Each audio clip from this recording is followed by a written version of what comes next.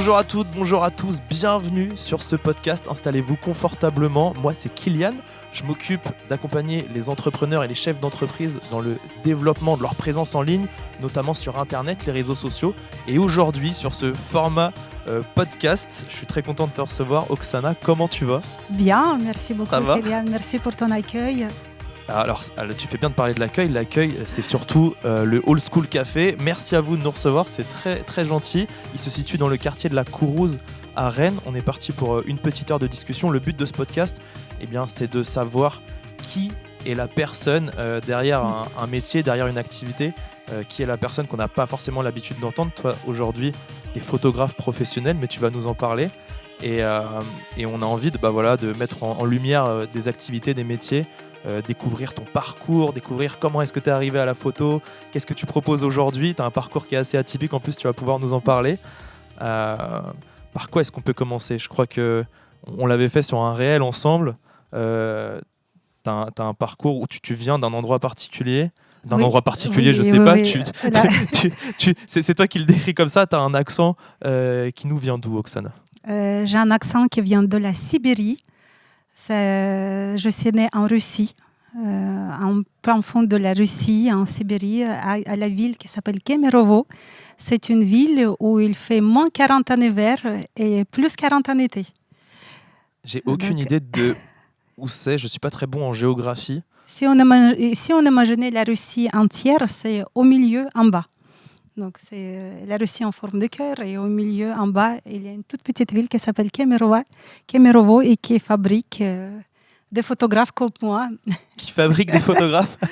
Oui. Et moi, je suis venue en France il y a 20 ans quand j'avais besoin de faire mes études et j'ai eu cette opportunité et j'ai pu accéder à l'université française en passant des examens de la langue et j'ai été admise pour une licence de tourisme pour ensuite enchaîner un master. Donc je fais mes études à Paris, je fais mes études à Angers ensuite.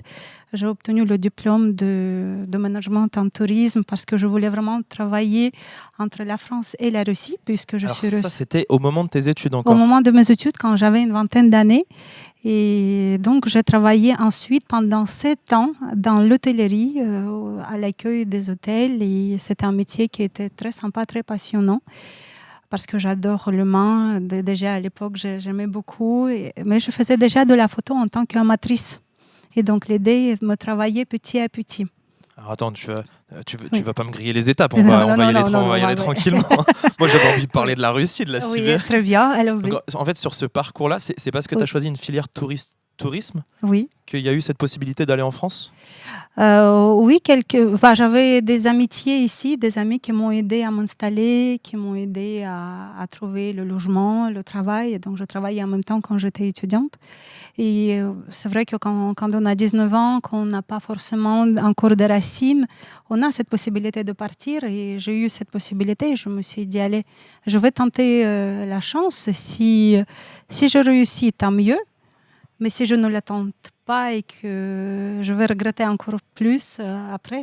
Tu connaissais des gens qui l'avaient fait ou tu connaissais des gens en France ? Oui, j'avais des amis qui étaient en Russie, qui étaient des Français, qui sont revenus en France et qui m'ont proposé cette possibilité parce que, à savoir que quand on est un étudiant étranger, pour rentrer à la fac en France, il suffit juste de passer l'examen de langue. Donc, c'était relativement facile. Et après, il fallait se donner les moyens pour se maintenir aux études. Et après, c'était à moi de travailler pour... Tu dis facile, la langue française, elle est quand même particulièrement... Elle est hyper dure à apprendre. C'est vrai, elle est dure. Tu t'en faisais déjà au collège, lycée, l'équivalence ? Non, je commençais à peu près à 17-18 ans. Ah ouais. Et je me suis donné les moyens. En fait, c'est comme tout. Si on a vraiment envie de faire, on y arrive. Je travaillais... des heures et des heures pour me perfectionner en langue. J'étais le matin, le soir. J'avais juste ça dans la tête, de parler bien français pour pouvoir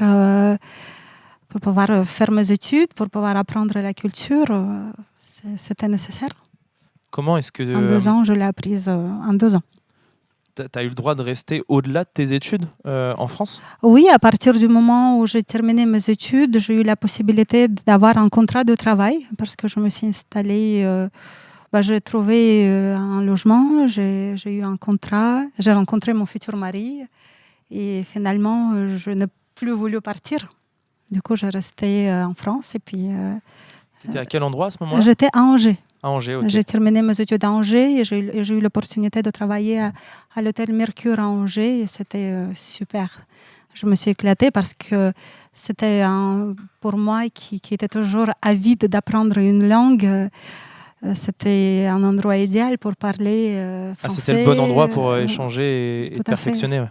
Tout à fait. Donc, c'était vraiment super. Et j'ai appris français très rapidement parce que à chaque fois, j'étais censée de parler tous les jours et l'anglais en même temps. Donc, j'ai appris 3 langues. Mais à un moment, pendant 7 ans d'hôtellerie, donc j'ai eu une famille, j'ai eu un enfant. Et je me suis vite rendu compte qu'une vie de famille n'est pas compatible à un travail.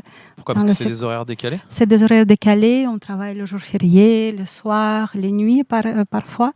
Et quand j'ai eu mon enfant, je me suis remise en question jusqu'à ces 3 ans. Je ne l'ai pas vu grandir pendant ces 3 ans. Quelque part. Tellement tu étais occupée par le travail. C'est ça, aux horaires décalés. Et c'était très difficile en tant que maman de me dire, allez, c'est un métier passionnant, mais à un moment, il fallait choisir, et choisir, c'est renoncer. Et je me suis mise à mon compte. Ah, on y arrive déjà. Pas encore. Alors attends, là tu étais à Angers, tu m'as parlé de Paris aussi. Ça c'était oui, plus tôt dans ton parcours? Oui, c'est ça. C'est quand tu es arrivée en fait. Oui, j'ai fait mes études à Paris jusqu'à la licence et pour faire mon master, je suis partie à Angers parce que c'est là-bas qu'il avait une unité qui m'intéressait.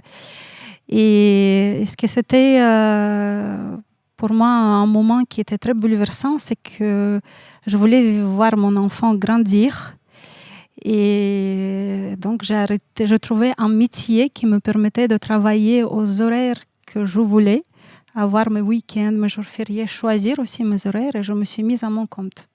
Ok, c'était c'est ce qui t'a motivé, c'est la raison pour laquelle tu l'as fait. C'est la raison. Et puis après, je voulais changer, j'avais des ambitions, je voulais doubler mon salaire, je voulais vivre une vie plus qualitative parce que c'est à savoir que dans l'hôtellerie, même si c'est des métiers qui sont bien, ils ne sont pas toujours bien rémunérés.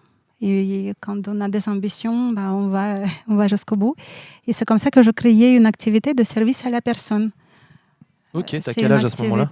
J'avais une trentaine d'années. Ok, donc première activité indépendante à ce moment-là? Oui, c'était en 2015. C'était en 2015. Et je créais une société de service à la personne où j'intervenais à faire les ménages chez les particuliers. Et c'était formidable. En fait, pendant quelques années, j'ai réussi à doubler mon salaire, juste en faisant le ménage. Oui, je suis fière de le dire. Tu étais toute seule?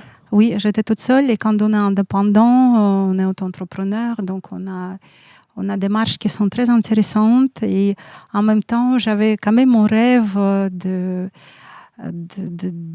changer, de devenir photographe. Ça m'a travaillé. Tu m'as dit que tu en faisais déjà en amatrice. C'est ça, en amatrice, oui. Depuis longtemps? Depuis l'âge de 12 ans, en fait. J'avais toujours cette passion qui était naissante et qui se développait au fur et à mesure. Et ce qui c'était intéressant, que quand je faisais le ménage et j'étais souvent toute seule, j'ai écouté beaucoup de podcasts pour me former. Je me suis formée au marketing, à la photo, à tous les sujets qui m'intéressaient. Et en fait, je rentabilisais mon temps. Et c'est comme ça, pendant des années et des années, j'ai appris beaucoup de choses tout en travaillant. Et c'était progressif, finalement. J'ai commencé petit à petit, réduire les ménages au profit de la photo, à pouvoir me mettre à mon compte. Tu as eu une transition comme ça très douce, oui. Okay. Très douce, mais qui était intéressante parce que ça m'a permis de sauvegarder avoir mon emploi, une sécurité financière. En même temps, et basculer progressivement vers le rêve que j'avais de devenir photographe à mon compte à temps plein et vivre de la photo. Et depuis 2 ans maintenant, j'ai réussi à le faire. C'est 2 ans maintenant. À quel moment est-ce que tu t'es dit que tu allais essayer ça, que ça allait être que ça allait être possible de le faire? Tu veux dire Parce que tu disais que tu gagnais mieux ta vie au moment où tu as lancé ton activité et où tu faisais les ménages. euh, Euh, oui. Est-ce qu'il n'y a pas eu une période un petit peu de doute où tu te dis pourquoi sortir de ce confort-là pour aller vers quelque chose où tu n'es pas sûr que ça va fonctionner? Parce que je suis quelqu'un qui est très sociable et j'ai besoin de l'humain. Je sais que je peux aussi, c'était mon besoin personnel à moi, mais j'avais aussi besoin d'aider aux autres. Je connais mon pouvoir envers les gens, ce pouvoir pour les rendre beaux, pour les rendre photogéniques. Et ça aurait été dommage de ne pas explorer ces deux sens-là. Et c'est là que je me suis dit non, il faut que j'aille. J'ai besoin d'eux, eux ils ont besoin de moi. Je me lance. Après, il faut se donner les moyens et petit à petit, il faut croire en soi et ça va venir. Là, tu as dit que ça fait du coup 2 ans, Oui, maintenant, aujourd'hui, oui. que tu es à temps plein, que tu es Oui, complètement sur cette activité-là. Oui, Donc, tu as fait la transition pendant quelques années, en fait. tout à fait, oui. Parce que j'avais besoin, même si je n'avais plus forcément besoin, mais quand on est indépendant, c'est tous les matins, on se lève et on va chercher ses clients. On n'a pas une récurrence comme une prothésiste angulaire ou comme un coiffeur. La photo, c'est pas quelque chose qu'on a souvent besoin toutes les semaines ou tous les mois. Et donc, moi, j'avais justement cette frustration, cette appréhension, comme toute chef d'entreprise qui a une activité pas récurrente. Et j'ai entendu vraiment d'avoir beaucoup de demandes pour être sûre que je peux m'en sortir. Et finalement, je me suis rendu compte que plus je me libérais du temps de ménage pour me consacrer aussi à développer mon activité parce que il ne faut pas compter que sur la demande, il faut aussi se donner le temps et le moyen pour apprendre à communiquer. C'est ça aussi que j'ai dû passer le cap. Toi, tu fais un gros travail là-dessus. C'est pas du tout justement simplement tu fais tes séances photo et rien d'autre. Il y a énormément de choses autour. C'est ça. On va en parler. De tout ce que tu mets en place autour, notamment dans le développement du réseau physique. On va en parler tout à l'heure. Oui. En quoi est-ce que le fait de venir d'une culture et d'un pays différent, ça a été un avantage ou un inconvénient? Est-ce que tu as rencontré des barrières particulières dans le fait de monter ton activité indépendante? Ou est-ce qu'au contraire, ça a été un atout? Pour moi, c'était plutôt un avantage parce que vu que j'ai un accent, tout le monde me dit « mais d'où vient votre accent ?» Et c'est d'une part, ce n'est pas moi qui le dis, c'est tout le monde qui me dit « mais c'est charmant votre accent, c'est bien, c'est sympa » et ça engage la conversation et ça leur détend. Donc pour moi, je pense que... et puis souvent, on m'a dit « ah, vous êtes russe ?» C'est super, moi j'adore la Russie, j'aimerais bien. Et en fait, on commence à engager les contacts, le dialogue avec les personnes et ça passe vraiment très très bien parce que les gens aiment beaucoup la Russie. Enfin, après, ça dépend des périodes, hein, mais c'est vrai qu'à l'époque, on m'a posé beaucoup de questions et même moi, ça m'a mis très à l'aise et ça m'a vraiment donné la confiance en moi là-dessus. Ok, donc plutôt un atout en fait. Tout à fait, oui. Je ne pense pas d'avoir rencontré les barrières particulières par rapport à ma culture, mais c'est plus... Alors, je pensais non seulement, je sais pas, humainement parlant, mais alors si c'est pas ça, est-ce que administrativement parlant, est-ce que c'était plus compliqué? L'avantage pour moi, c'est que vu que j'ai vécu toutes les histoires de paperasse dès mon arrivée en France, j'ai été très rodée là-dessus et j'adore les papiers. J'adore l'administratif, c'est mon kiff. Mais les gens me disent, mais comment tu fais? Mais vu que j'avais Là, tu as été servie, non? Mais oui, quand j'étais étudiante, je faisais les queues à 4 heures du matin à la préfecture pour renouveler mon titre de séjour. Je connais plein de trucs et astuces et moi, il fallait que tout soit bien cadré, tout bien rangé, les papiers et tout. Et ça m'a pas posé beaucoup de problèmes. J'ai cherché ces papiers, j'étais contente d'avoir tous les dossiers à jour. Oui.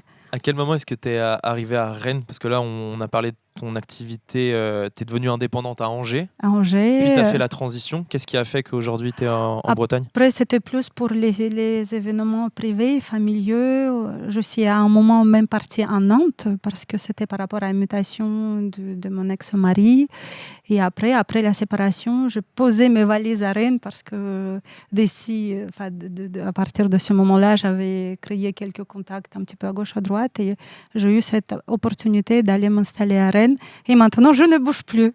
T'as plus envie de bouger? Ça y est, j'ai poussé mes racines, j'ai acheté de l'immobilier ici, je suis devenue investisseuse, donc en plus de tout ça. Donc.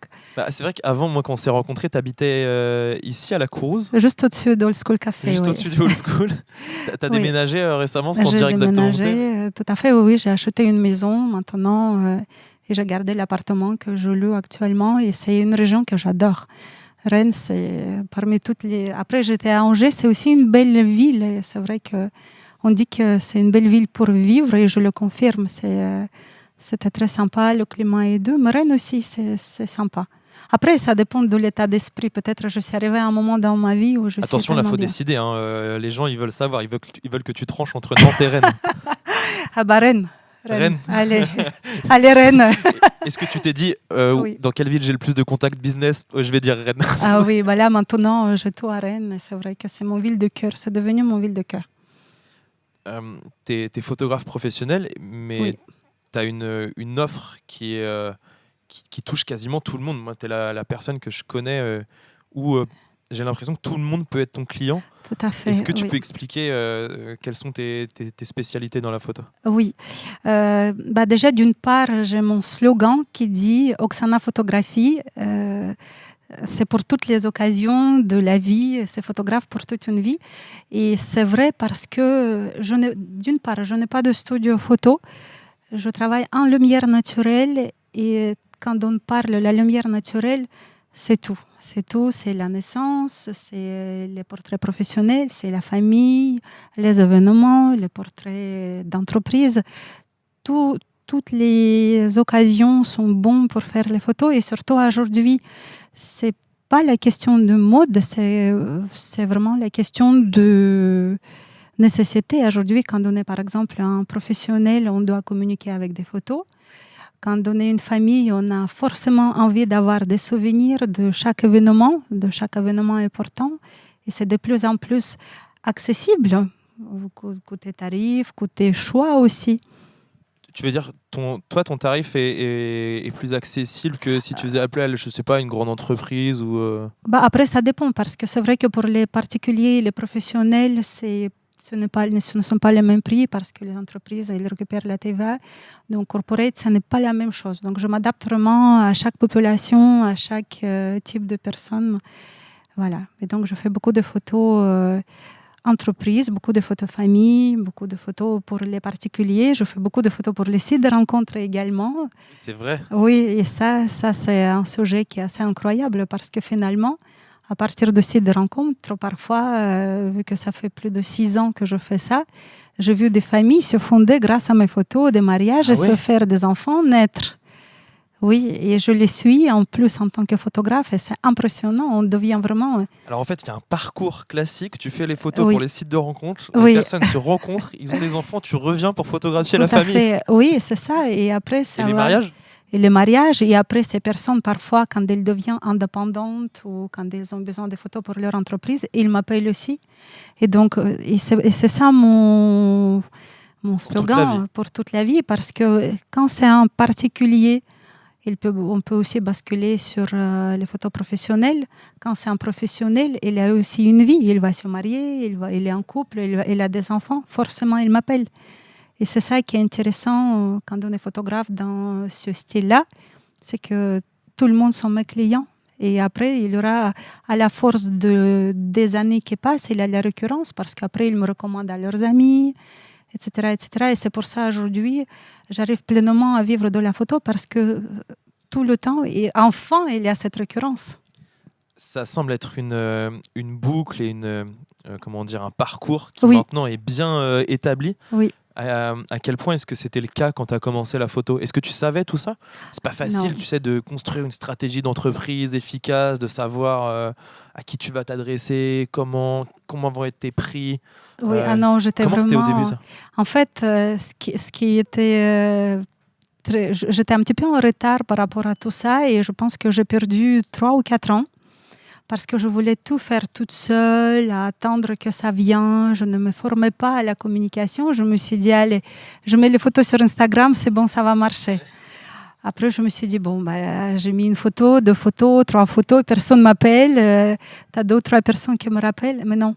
Et je me suis quand même après vite rendu compte qu'il faut savoir communiquer. Il faut créer son site internet, il faut aller rencontrer des gens, il faut prospecter. Je testais plein de choses. Tu n'avais pas forcément conscience de ça au début, c'était je Non, vais faire de la photo, quoi. c'est ça. Je me suis dit, allez, peut-être de bouche à l'oreille. En fait, on est un petit peu perdu, on a un petit peu le syndrome de l'imposteur parce que c'est difficile de se dire quand on a un métier passion, mais comment je peux en gagner l'argent? Souvent, c'est comme des petits créateurs, des artisans, on se dit, mais comment? Mais en fait, au fur et à mesure, j'ai eu cette certitude quand les gens ont commencé à apprécier mon travail, qu'ils ont commencé à me, à me dire, mais waouh, tes photos, ça reflète quelque chose, tu dois facturer plus, c'est ton travail. Et c'est eux, c'est mes clients qui m'ont aidé à grandir, j'ai grandi avec eux. Qu'est-ce que ça... Alors, tu n'as peut-être pas de point de comparaison. Bah, si Oui. tu faisais les ménages avant, tu Oui, disais, tu as oui, bien gagné ta vie comme ça. Qu'est-ce oui. que ça change que maintenant ce soit une passion?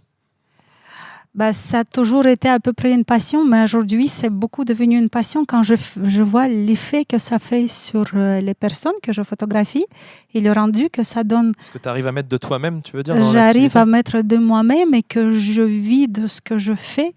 Pour moi, en fait, dans la photo, il n'y a pas de routine. Chaque personne, même si c'est un portrait professionnel de 15 minutes, et toi, tu le sais parce que tu l'as vécu plusieurs fois, pour moi, Oui. je suis dedans et je le vis comme toi, tu le vis. Pour moi, il n'y a pas de routine, il n'y a pas de... C'est pas, comment dire, c'est pas une usine, c'est particulier, je m'adapte, je ressens chaque personne. C'est comme une thérapie par l'image, finalement. Pour moi, le but, c'est de rendre chaque personne heureuse, de la réconcilier avec son image et quelle que soit la raison professionnelle ou personnelle, que la personne ressorte aussi avec ce « wow ». Je vais mieux, je C'est vrai vais que c'est bien. une des premières choses dont tu m'avais parlé. Oui, et souvent, quand on a tous ces clichés sur les réseaux sociaux, mais eux, ils sont photogéniques et pas moi, mais il n'y a pas les gens qui ne sont pas photogéniques, il y a des mauvais photographes.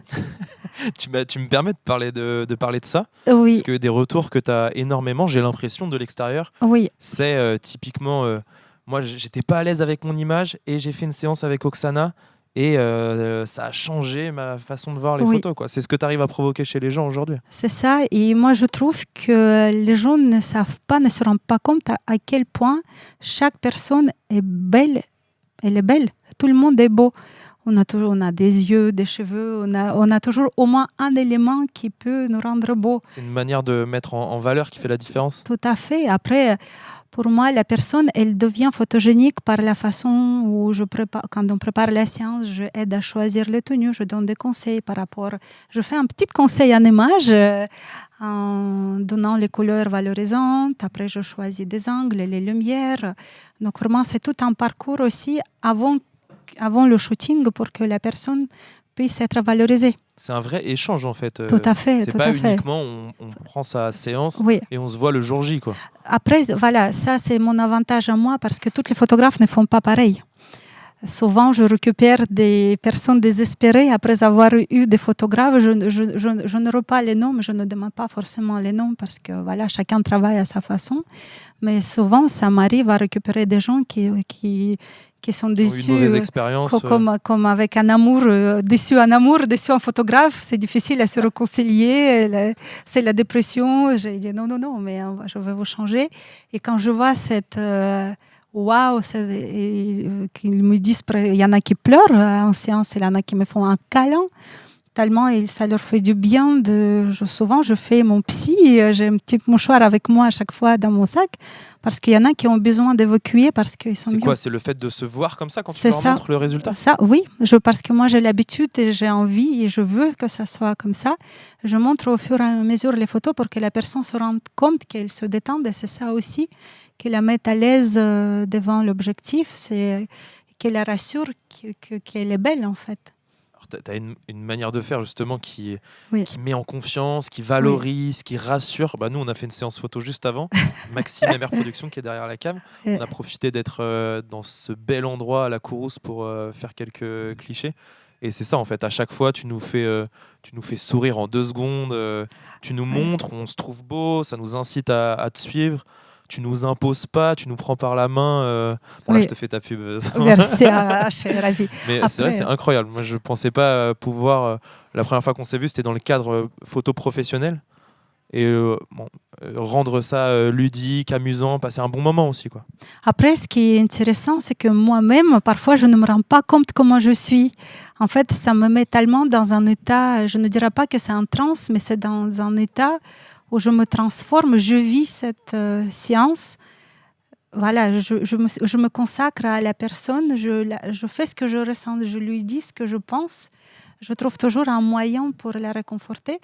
Parce que moi, ça me fait plaisir de dire à la personne qu'elle est belle, de l'admirer. C'est pas non seulement mon métier, mais quand je vois le résultat, et c'est vrai, quand ça va pas, il faut dire, mais quand ça va, il faut le dire aussi. Surtout, Et ouais, souvent, pour toi, on c'est est, important, voilà. Et puis souvent, les gens, ils n'osent pas de le dire. Mais moi, je ose. Et c'est tout. Il faut oser. Il y a Oser une- de dire des compliments.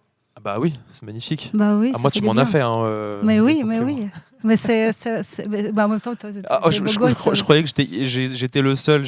Après, j'ai vu qu'elle faisait des compliments à d'autres gens. Et je me suis Oui. dit. Mais c'est à chaque fois, c'est les compléments différents. Mais c'est que j'arrive aussi à ressortir cette lumière intérieure à chacun parce que tellement la personne est à l'aise, tellement elle est heureuse. Et c'est ça qui est beau, c'est ça qui fait cette énergie, c'est fluide et mon admiration parce que la personne, elle est elle-même, elle est authentique. Et à travers chaque photo, ça se reflète. Et c'est ça qui a fait ma réputation aujourd'hui, mon notoriété, qu'il n'y a pas qu'une caméra, mais il y a aussi la personne qui vous rend dans cet état de bien-être. Ouais, c'est clair. Il y a Oui. une prestation que tu proposes qui est particulière. Oui. Je ne sais pas si tu le fais toujours, c'est les photos à distance. Oui, je peux le faire. Oui, oui, j'ai les moyens. Est-ce que tu peux expliquer en quoi ça consiste? Oui, c'est quelque chose qui a été fait au moment de confinement. Quand j'avais une amie à Moscou à l'époque, dont le mari est un informaticien, et il lui a dit « Mais moi, je ne veux pas ne plus faire photo, fais-moi quelque chose. » Et le gars, il a créé une application qu'on peut installer sur son téléphone. Et grâce à cette application, le photographe peut se connecter à la caméra de téléphone et réaliser les prises de vue à distance. C'est assez incroyable comme technologie. Donc tu guides la personne. Tu guides la personne comme lors d'une séance, en fait. Tu lui dis comment positionner son téléphone, tu dis comment tu prépares l'ambiance, elle te fait les photos de son environnement pour que tu puisses la situer par rapport à des lumières, des bons angles, tu guides au niveau de tenue. Et puis c'est parti comme une vraie séance. J'ai vu les résultats, c'est impressionnant. C'est fou, oui, parce que je travaillais pour les entreprises. Pour les portraits professionnels.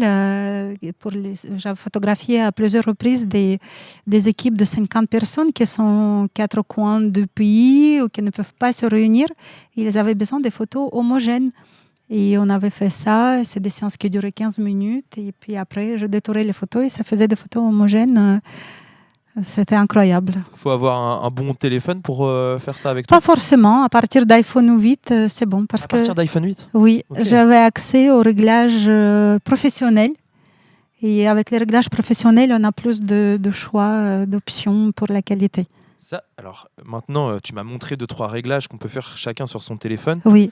Il y a une énorme différence entre rester en réglage par défaut oui, c'est vrai, oui. Et mettre un peu le nez dedans et faire 2-3 réglages, c'est fou. Oui, c'est faux, oui. Et c'est vrai que c'est d'ailleurs toutes ces choses-là, en fait, les réglages, le technique. Vu que je suis une fille, je ne suis pas très technique à la base. Hein. Et c'est ça qui m'a aussi mis... J'ai mis 10 ans pour apprendre ça. Sinon, je serais devenue photographe plus tôt. Mais à un moment, je me suis dit, il faut que je m'aimais pour pouvoir le faire. Mais une fois on a la tête dedans, ça va comme une lettre à la poste. Ouais. Parce que toi, on ne l'a pas précisé, ça me semblait... Tu as tout appris toute seule, quoi. Oui, c'est vrai, je n'ai pas fait les écoles. Tu es autodidacte Je suis autodidacte, mais je fais des cours en ligne. Je me suis formée par Internet avec des photographes russes, américains.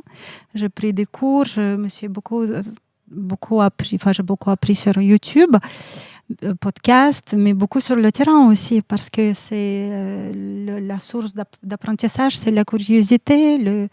Il faut s'entraîner tout le temps. Et c'est comme ça que je réussis. Je m'entraîne toujours. Bah, tous je les vois, et jours. puis même tu dois apprendre peut-être à rencontrer d'autres photographes même, J'adore, oui, sur oui, place.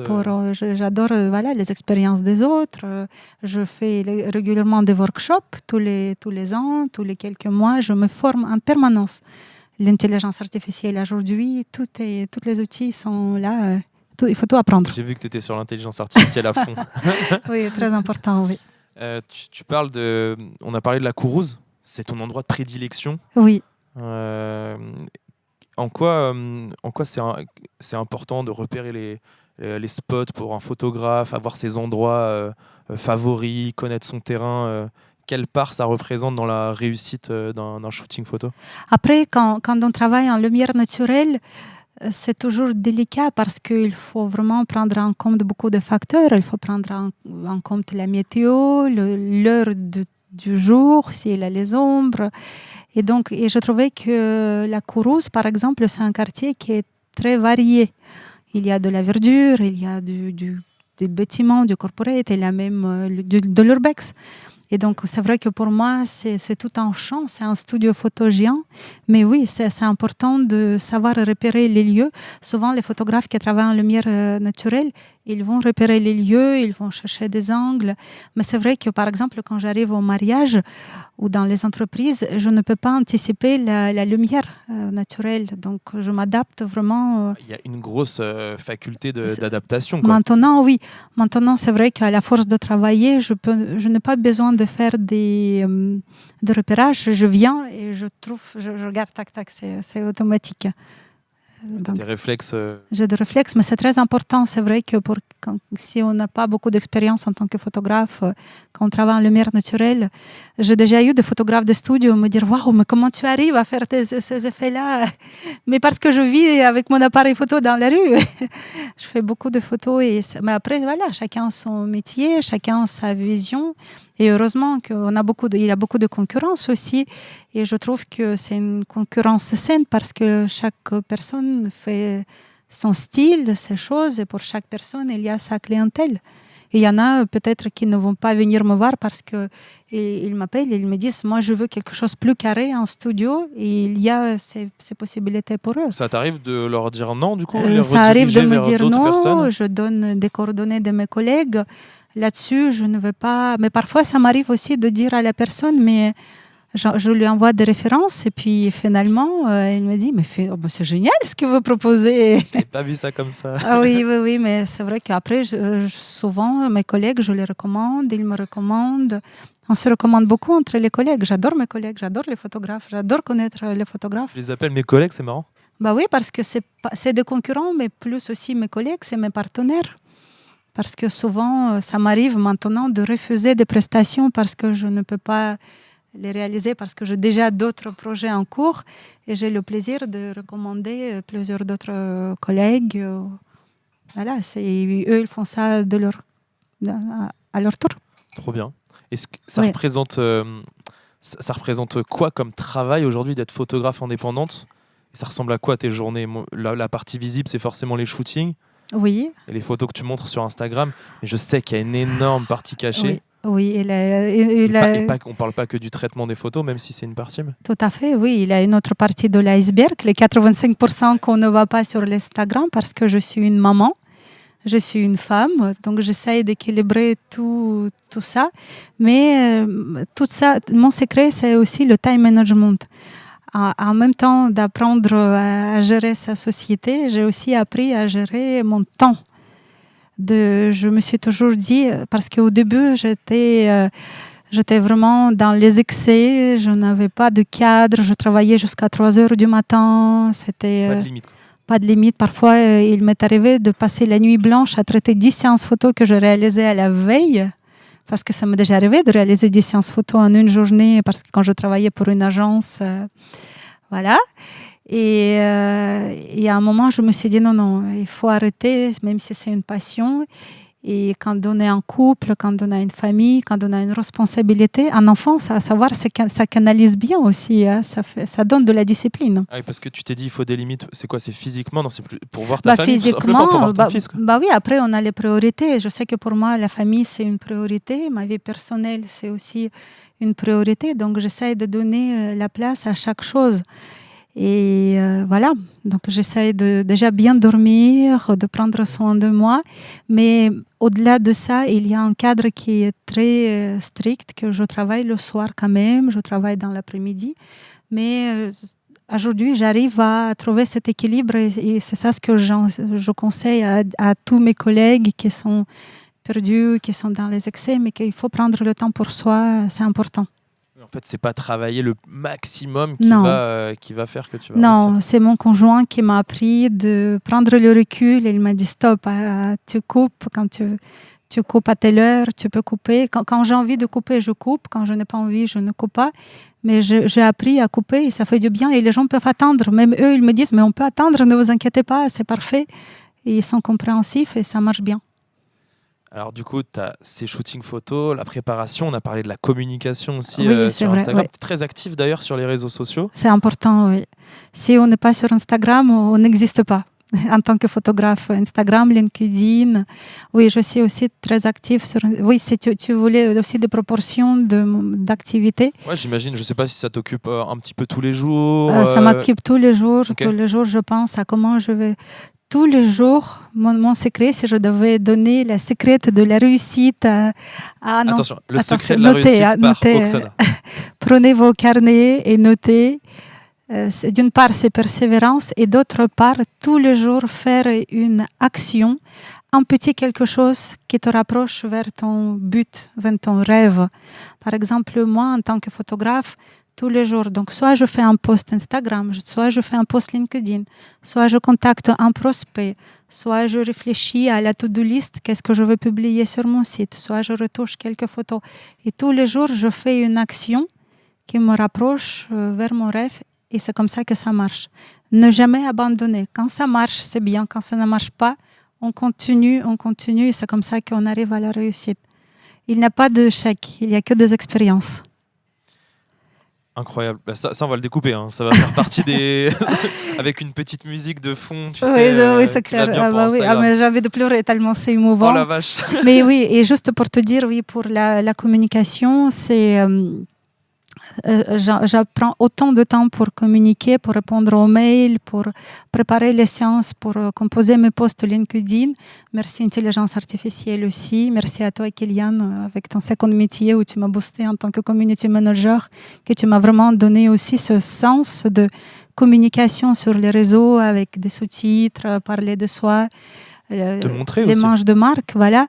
Sachant qu'aujourd'hui, il faut que ça me prend autant de temps que la retouche des photos, que les shootings photos, même voire plus parfois. Pour vous donner l'exemple du poids et de temps. Et aujourd'hui, on est dans un... avoir un site avec le texte, ça ne fait plus rien pour le référencement. Aujourd'hui, c'est l'image, c'est nous-mêmes qu'il faut nous vendre. Savoir se vendre, c'est l'image de marque qu'il faut créer. Et pour que les gens puissent avoir envie d'acheter notre produit, ils doivent avoir confiance en nous. Et pour faire confiance, avoir confiance en nous, ça passe par les réseaux sociaux. On expose ce qu'on veut. Hein. Je n'expose pas ma vie privée. Oui, c'est pareil, voilà, tu as des limites sur ce que j'ai tu des montres. limites. Voilà. Il y a une partie de vie privée que je garde pour moi et que c'est OK, mais il y a une partie que je montre et que ça passe aussi par privé, beaucoup de professionnels, et je jongle comme ça.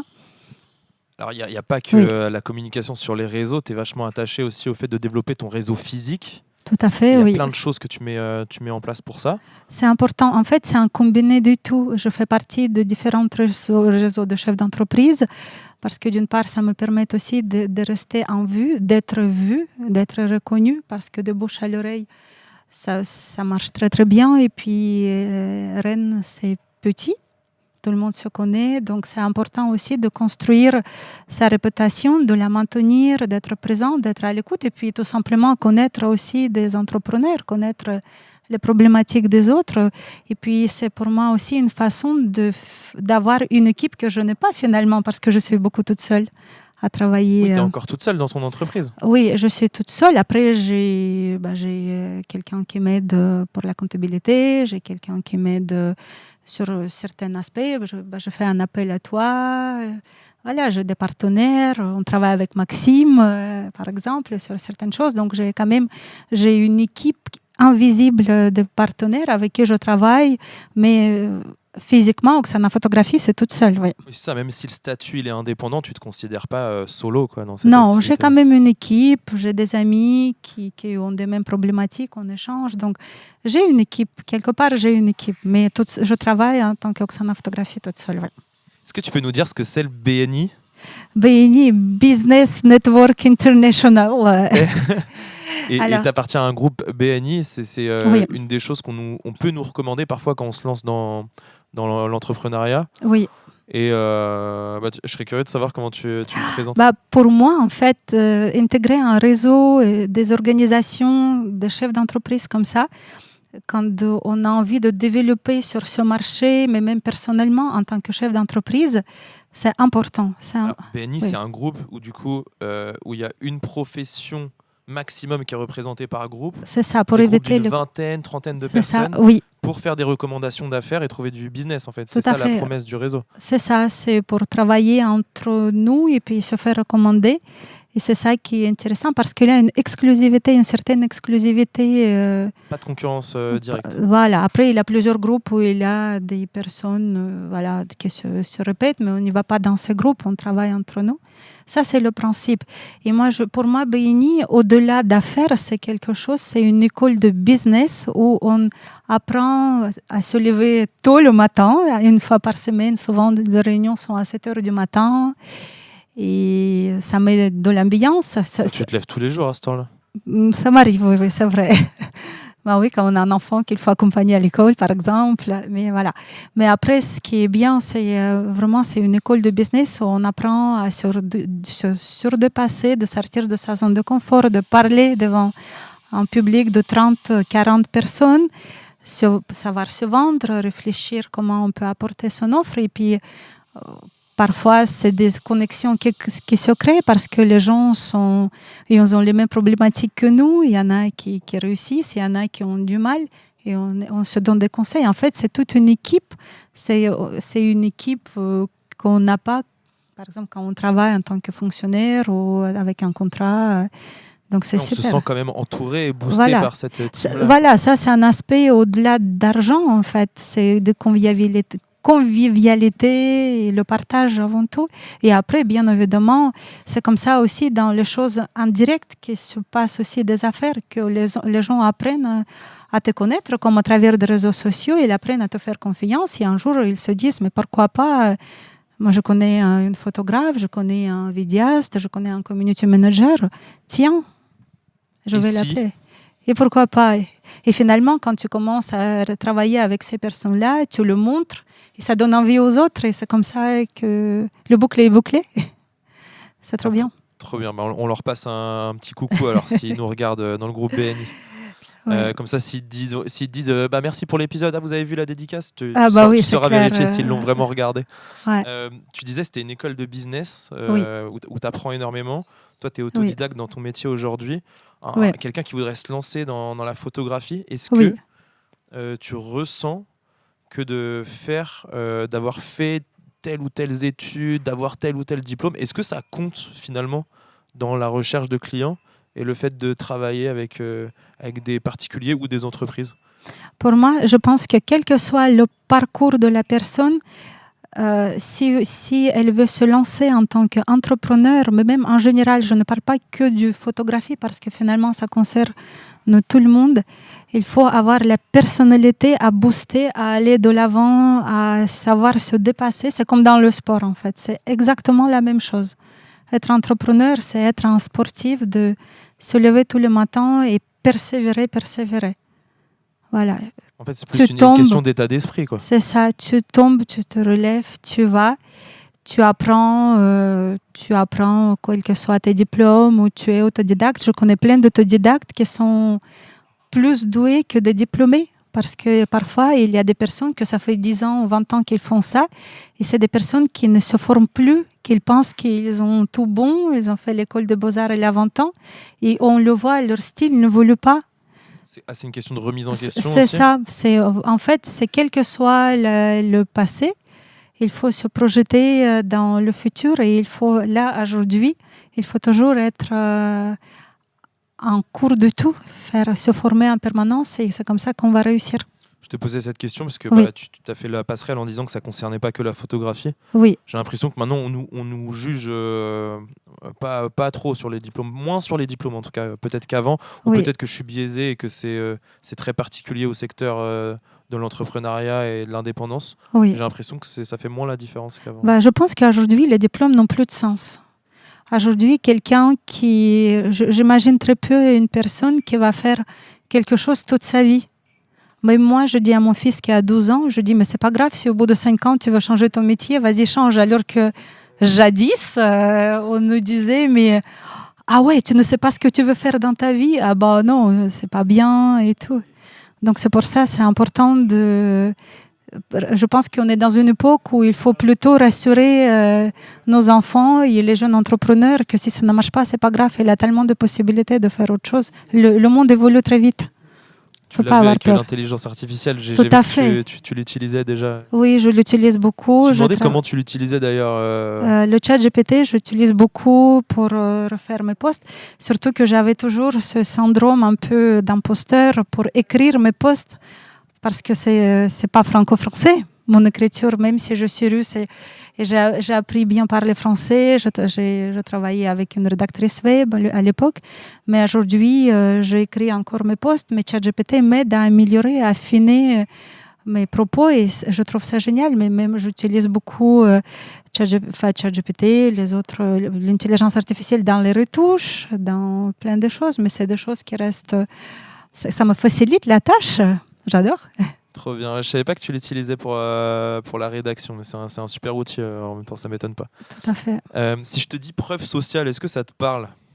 Ah non, vas-y. Social proof, on parle de ça quand on parle de retour client.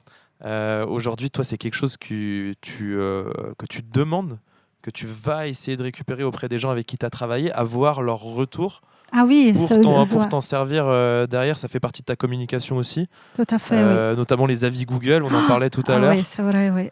Et ça t'aide d'avoir ce réflexe-là dans le bouche à oreille. Je sais pas si on parle de bouche à oreille sur Internet et les réseaux, mais est-ce que ça t'aide à développer ton activité aussi? Tout à fait. Google, le référencement Google, c'est quand même très, très haut encore. Ça vaut beaucoup. Les gens qui vont regarder, par exemple, les restos sur Google.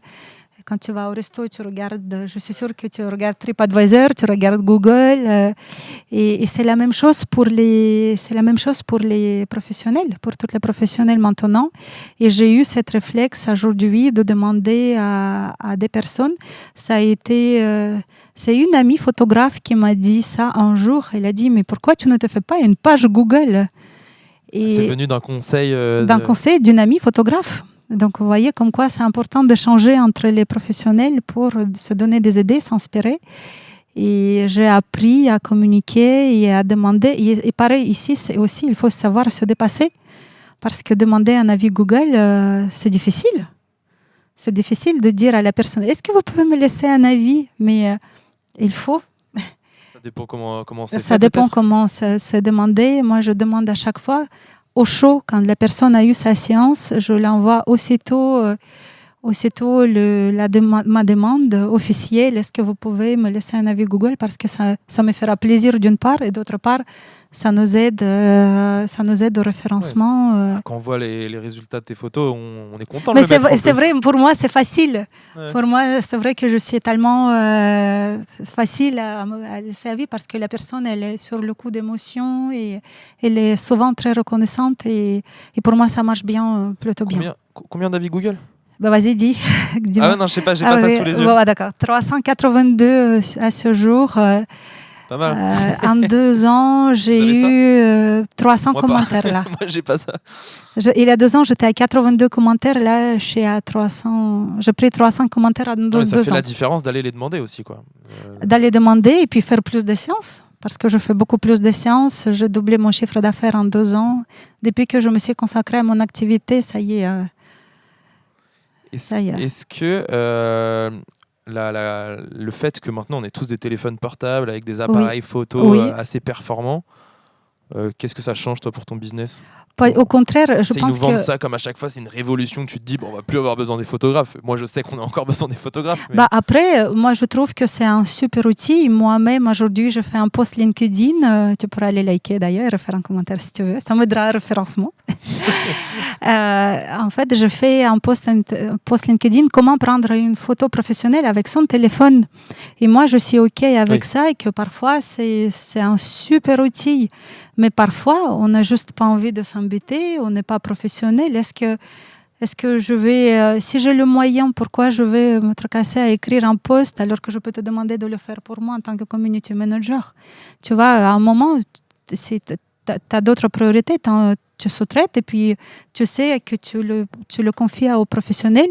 Mes téléphones portables aujourd'hui, moi quand je vais en vacances, je vais avec mon téléphone portable, je ne prends pas mon appareil. Mais ça demande quand même des compétences. Quoi. Après, c'est pas parce qu'on a l'appareil photo que... tout à fait. Le téléphone, il ne peut pas... Mais, je pense qu'on s'est rendu compte au fil du temps qu'un téléphone, même si on nous donne une caméra très très chère ou un téléphone super haut de gamme, si on ne sait pas s'en servir, si on ne connaît pas les règles de composition, c'est tout un art de faire une photo. Il n'y a pas que juste parce que c'est la qualité. Donc voilà, ce n'est pas mon concurrent, c'est mon allié quelque part et moi je suis OK, il n'y a pas de problème. Mais avoir un photographe professionnel, rien que aussi pour se faire pouponner, pour se sentir bien, vu que quand c'est moi, c'est aussi une dose de thérapie, de boost de confiance en soi. C'est pas juste le moment, c'est pas juste la photo, c'est le moment. Quand on achète une prestation avec Oksana Photographie, on achète aussi cet état de bien-être. J'ai des clients qui reviennent régulièrement parce qu'ils veulent revivre ça, ce wow, effet waouh, que cette admiration et... J'ai un petit peu de récurrence là-dessus, je suis contente, je me sens psychologue. Mais écoute, c'est bien, je suis contente. Oksana, je sais pas, je vois pas d'ici que depuis combien de temps on a quasiment 1 heure. J'ai prévu un petit jeu pour toi. Ah oh. Et puis après, on va conclure tranquillement. Je vais te faire 2 propositions à chaque fois que tu vas me dire soit l'une, soit l'autre. Voilà, du tac au tac. Je sais pas si on lui laisse un joker. Il n'y a pas de joker. Vas-y. Oksana, tu vas voir, il y a des petites références à des choses qu'on s'est dit ou alors des choses que tu connais, toi. Oui. Oksana. Tesla ou Ferrari? Tesla. Tesla, t'avais du tac au tac, je t'avais dit. Tu connaissais la réponse. Nourriture russe de Sibérie ou française? Française. Française. Photo de mariage ou photo famille? Famille. Habiter en ville ou à la campagne? En ville. En ville même plutôt? Si j'habite à la campagne actuellement. Bon, là, t'as répondu, sinon à la prochaine question. Shooting studio ou en extérieur, naturel? À l'extérieur, oui. Définitivement, à l'extérieur, oui. Ouais, et tu sais pourquoi à l'extérieur? Parce que je trouve que l'extérieur, ça donne une touche moderne et ça permet de renforcer la personnalité de chacun. Dans un studio, on a un fond. Et là, on a un fond qui vit avec la personne. Voilà, une petite parenthèse. Entrepreneuriat ou salariat? Tu connais la réponse. Tous les jours. Ouais. Bon, même pas besoin de répondre. Vacances à Paris ou vacances à Marseille? À Paris. After work ou apéro entre amis? After work. Direct. J'adore. Et tu connais, j'ai l'impression que tu connais toutes les réponses. On a fait nos paris avec Maxime. C'est vrai. Vin rouge ou vin blanc? Je ne bois pas l'alcool. C'est quoi ta boisson préférée alors? Mojito sans l'alcool. Virgin Mojito, ok. Été ou hiver? Hiver. Hiver? Il me manque, la neige me manque. Ok, du coup, plage ou ski? Toi, c'est plutôt ski, quoi. Plage. Plage? Oui. Ok, hiver, mais plage. Hiver, mais plage, oui. Ok, donc, t'irais en hiver à la plage? Non, mais en été, j'irais bien. Soirée, jeu de société ou boîte de nuit pour Oksana? Jeu de société, je suis très cérébrale. Ok. Ton jeu préféré? J'adore Monopoly, on joue avec les enfants. On joue beaucoup. Bizarre. Tu les laisses gagner ou pas?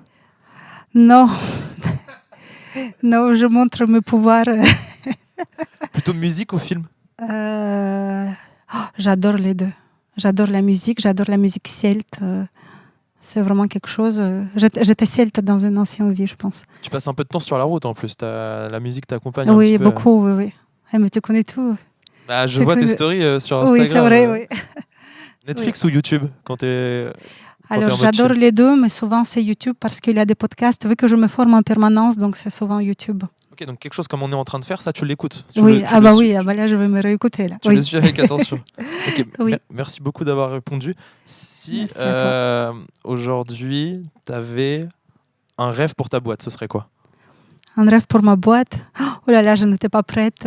J'ai toujours un rêve en permanence de développer, de faire mieux, d'aller plus loin, plus haut.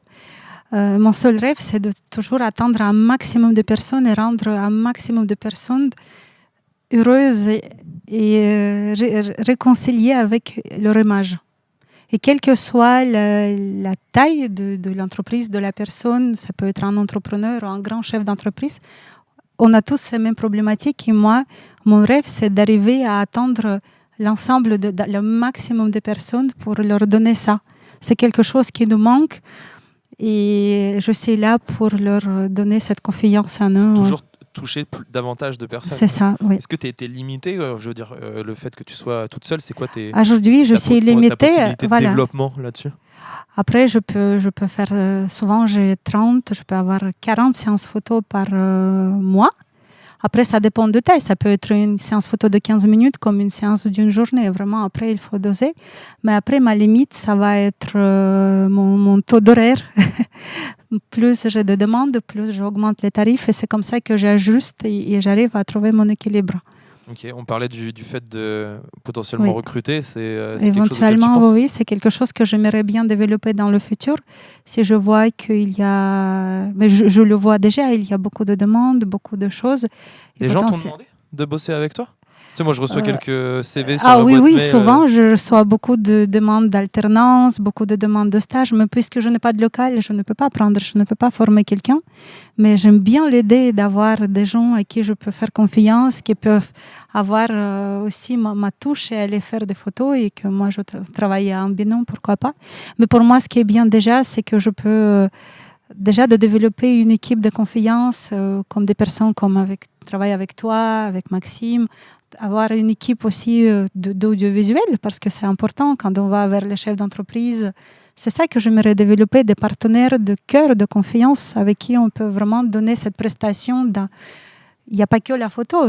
L'image de marque, aujourd'hui, ça passe par plein de choses, par des podcasts, par des vidéos, et donc développer cette équipe qui va aider aux gens. Oksana, tu as officiellement ton podcast. Merci. C'est bon, c'est acté. Merci. Comment est-ce qu'on peut te contacter aujourd'hui si on veut faire une séance avec toi? Je suis présente sur Instagram, Oksana Photographie, sur LinkedIn, sur Facebook. Mon site internet, c'est oksanaphotography.fr. Donc, Oksana, même si vous mettez photographe Oksana Rennes sur Google, normalement, on te trouve. Je suis référencée de partout. Avec 382 avis, vous trouverez. Oui, et je suis la première en avis et je suis sur la première page de Google normalement. Ok, donc on donc peut Oksana pas Photographie, voir, Oksana Photographe, vous trouvez. On t'envoie un message Rennes, et puis on échange avec toi avant de savoir sur quoi on va partir. Tout à fait. Oui, vous pouvez me contacter pour tous les projets et puis on peut voir ensemble jusqu'à comment c'est réalisable. Et puis, si des projets ne sont pas réalisables, j'ai toujours des références, des personnes à conseiller. Donc, on va trouver une solution. Merci beaucoup, Oksana, pour ton temps. C'était un grand plaisir. T'as vu, je t'ai pas fait de questions pièges. Oui, c'est vrai. Tu peux, ouais, c'est ta vie. Alors, non, je ne ferai pas de questions pièges. Merci beaucoup de nous avoir suivis. C'était un grand plaisir. J'espère que vous avez passé un agréable moment. Merci encore au Old School Café qui nous a accueillis à la Kourouz. Merci, ils sont super gentils. Je fais beaucoup de séances photo ici. C'est vrai qu'il y a de belles lumières aussi. Je fais un petit peu de pub à eux. C'est ton QG. Hein. Moi, j'ai dit on vient tourner un podcast avec Oksana. Ils m'ont dit mettez-vous où vous voulez. Mais oui, c'est ça, j'adore. Et puis le cadre ici, il est agréable pour les moments à passer pour les déjeuners. Et quand je viens faire les photos, c'est des décors qui sont incroyables. Il y a des belles lumières, il y a le beau mur. la personnes publicité. qui sont clientes. C'est fait, le old school, vous pouvez découper ce moment-là pour le mettre sur les réseaux sociaux. Merci beaucoup. On se voit très prochainement. Je ne sais pas dans quelle autre occasion on pourra échanger comme ça autour d'un micro, mais c'était un grand plaisir. Merci. Ciao.